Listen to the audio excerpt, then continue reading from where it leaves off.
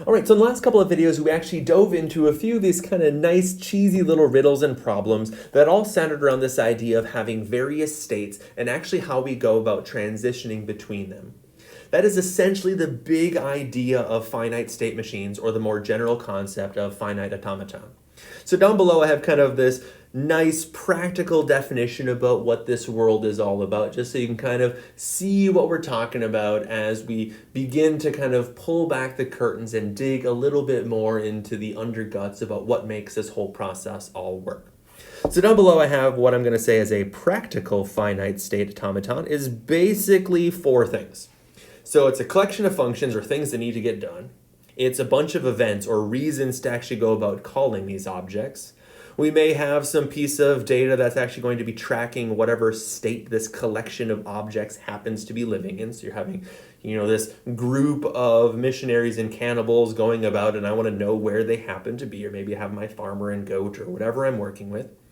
And then ultimately I may have some code inside of these functions that's actually going to tell me how I can actually transition or change into the next state for further processing. So if I do this thing and then this thing and this thing, I'm limited by what I can do next because I've made some specific choices early on. So if you step back and actually think about that, that encompasses an insane amount of processes. There's loads and loads of stuff that we can shove into this very general framework.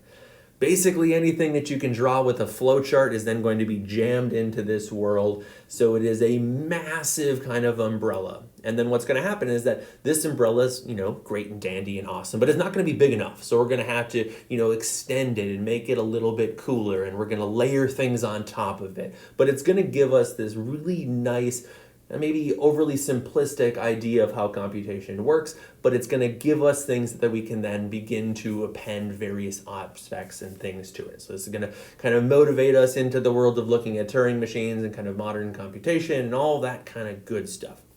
So down below, just because I couldn't help myself, I pulled in another one of our favorite XKCD cartoons, which again is, you search XKCD and you type in the word flowchart and voila, you get this nice little flowchart. Which again is this identification. If you hear a nice string of a whole bunch of na-na-na-na-nas, that may lead you into different types of songs, and which song you're actually listening to then can be identified via this slick little chart.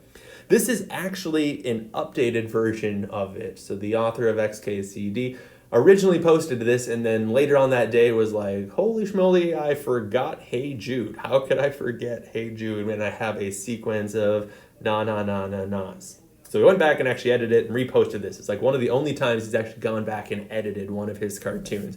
So I actually have the edited one just because it makes sense that that should be on there, because if I hear a whole bunch of na-na-na-na-nas, I'm probably going to think there's some Beatles on in the background. Or you could be listening to the Batman theme song. You could be listening to everybody's, if your sports ball team is, having a huge advantage over the other one, they're going to be playing, the hey, hey, goodbye. Or maybe just the na-na-nas are just on an infinite loop. And that's actually, if you've ever been to XKCD, and if you hover over the little cartoon, they sometimes have the kind of nice little classic punchline. So the Land of 1000 Dances, which again, I have on D2L like a link to it in case you don't actually know that song. His little hover over joke on that one is like, I'm pretty sure the only lyrics to that song are just na na na na na na na on repeat, but nobody's ever actually listened to that song long enough to actually understand if there's any other words. So that's why that one gets this nice little infinite loop that's just going to constantly cycle back on itself, which again is going to be a big component on some of these little machines that we're going to try to identify, is that things are going to potentially loop back on themselves as we have, massive strings of zeros and ones. If I have an infinite or, some massive list of that, it's just going to constantly cycle back on itself over and over and over again. And again, I have just another one. This one's actually not an XKCD one, but it's just kind of a cute little flowchart of, you're just in some horrible little loop and things are great and dandy from that.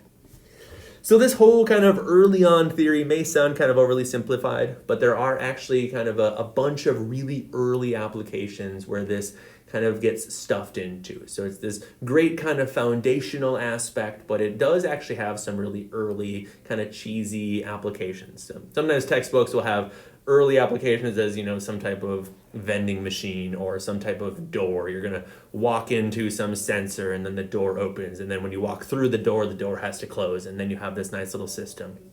But it goes far beyond that. So thinking about doing big sophisticated searches, if you're trying to identify some type of compiler and you want to make sure whatever string you've actually fed it is actually proper and that it has kind of the correct left parenthesis, right parenthesis, all of those kind of goodies are all technically things that can be created in this really nice early framework. So we have this kind of nice little transition, we have states, we have ways to get between states.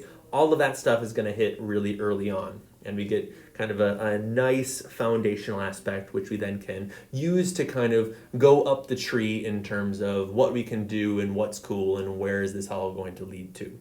So that's kind of our first couple weeks, is we're going to live in this kind of stage of kind of setting the framework, setting all of the things on what we can and can't do.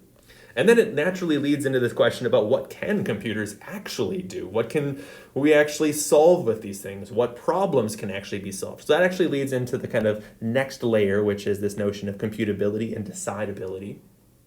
And then from that actually lays the framework for this identification of what can we do efficiently.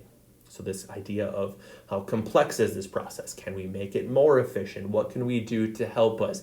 Getting a little bit at this big battle of what do we know we can do? What's easy? What's hard? All of that stuff. Which actually becomes a massive component once we start talking about cryptography, which is a thing that I am super duper passionate about, which is kind of almost an oddball when you start thinking about algorithms and optimization, in that we are specifically looking for procedures that are horrible. So I'm looking for things that I really don't want somebody to have an efficient way of doing it. I'm going to use that thing to my advantage and then do a whole bunch of encryption in that world. So it's kind of almost on the opposite spectrum. But complexity theory actually guides us to actually identification as to what questions are actually hard. So I really need to be leaning on things that are hard, and then I'm going to use those ones, which, again, like I said, is a little bit backwards compared to what you normally want to do. You're like, okay, here's this process. It's somewhat inefficient. Let's make it better. Now I'm going to go with, let's go and just grab the terrible things and only work with terrible things and hope that nobody else has a way to do this more efficiently. So it's all kind of wrapped into this same kind of tree, essentially. So we have kind of the foundational aspect and then leading a little bit into what can computers do and then how do we actually really make these things hum. So we'll chat quite a bit about some algorithms and optimization and trying to kind of see that whole process work, and then jam a whole bunch of crypto in there as well, just because it's a thing I love and it's a nice way to present a whole bunch of this information as well.